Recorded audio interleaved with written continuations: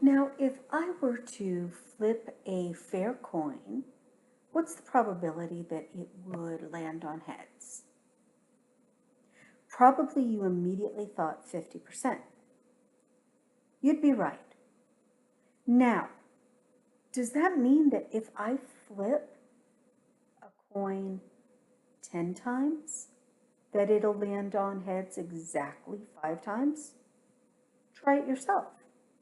See if every set of 10 you get exactly 5 heads. The answer is no. Each grouping of 10 is going to have a little bit of variation to it. I'm not going to end up with precisely the 50% mark that I expect. That's the idea of a sampling distribution. It's the distribution of probabilities we would obtain from every possible combination of samples. Every group of 10, what are those possible outcomes of different heads percentages going to look like? The sampling distribution is a theoretical distribution. For example, let's say I flip a coin 6 times. Rarely will I get 0 heads. It may happen, but it's not going to happen very often. Similarly, it's not going to happen very often that I get 6 heads. Most of the time, I'm going to get those 3 heads, that 50% mark that we were expecting. Notice these values near it are also a lot more frequent than the values on the ends. This forms a sampling distribution. Notice that this kind of looks like a bell-shaped curve. If I were to draw in a curve over this, it would have that unimodal symmetric shape to it. The actual proportion for a population is P, but the observation for a sample is P hat. Like if I were to flip the coin 10 times, the results of how many heads I get, let's say I got 6 out of 10, that would be my P hat value. Q is 1 minus P and Q hat is 1 minus P hat. Our sampling distribution follows a normal model, that bell-shaped curve, with a mean centered at the population proportion and a standard deviation given by the square root of our P value times our Q value divided by n, the number in the sample. So for example, with flipping a coin, we said that the P value was 0.5. So this would be the square root of 0.5 times 0.5 divided by our number of flips, 10. So the normal model, defined by the population parameter being the mean, and the square root of P times Q over N being the standard deviation. So it's going to look like this. It's centered at our P. This is P minus 1 standard deviation, P minus 2, P minus 3. And this is P plus 1, P plus 2, P plus 3 standard deviations. Now, because this is unimodal and symmetric, it follows that empirical rule, the 68, 95, 99.7 rule.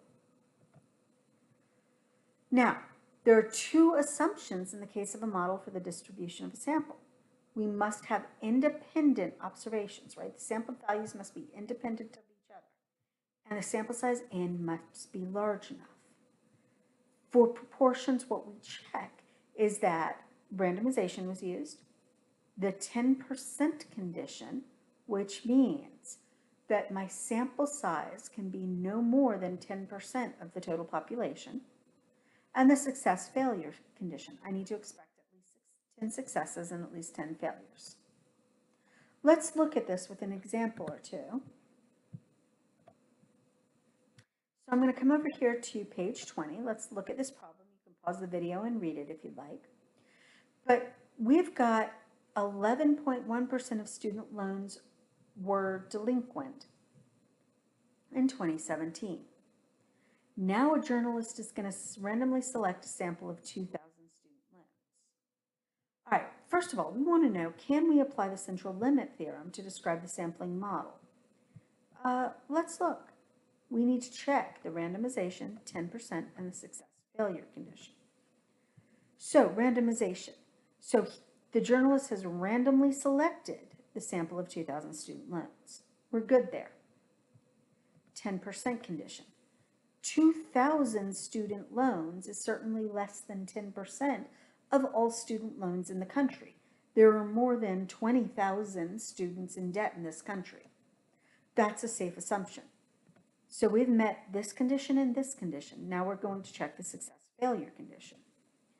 Well, the 11.1% is my P.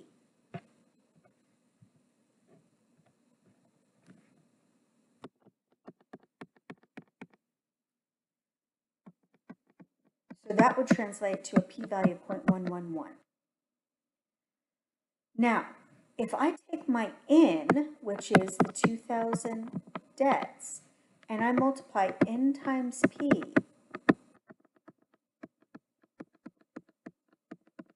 I get a value that is bigger than 10. If I multiply N times Q,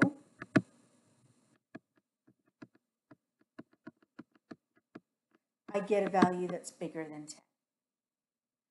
So these are our success failure conditions. I need to expect at least 10 in each category, and that's true. All right, so then our so we've checked all three conditions. All three conditions work. So yes, we can apply the central limit theorem, which is coming up on a future slide, but it's the one that basically says the sampling distribution follows that normal model. Now, let's sketch and clearly label the sampling model and determine how many former students we might expect to default on their loans. So, in order to sketch this, I know that I am centered at 0.111. That's the p-value. So now Q is 1 minus 0.111, which would be 0.889, I think.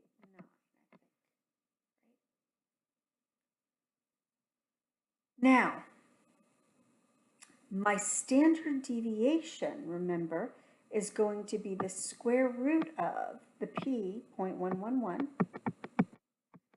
the q, 0.889, divided by n, which was 2,000, and then I square root that whole quantity. Well, I'm going to need to pull out my calculator for this, so I'm just going to plug in right here and go 0.111 times 0.889 and divide that by 2,000 and then square root that result, and we get about 0.007 if you did this correctly. All right, so that's what I'm adding and subtracting here. So this would go to 0.118 because I added 0.007 to the 0.111.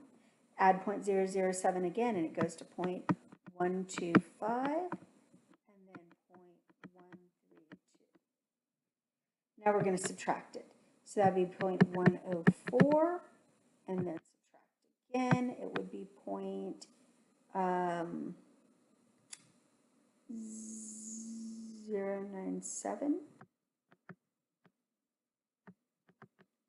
then subtract again, and it would be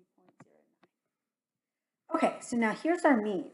This is one standard deviation up and down. So we'd expect 68% of the data there, and would expect 95% of the data in two standard deviations here to here. So if I were going to tell the auditor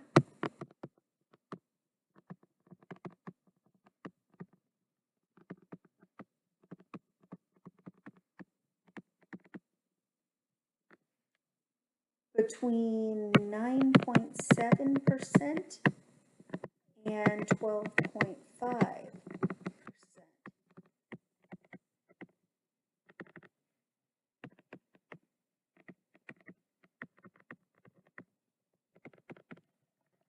And that's what I would expect there, because that captures 95% of the data.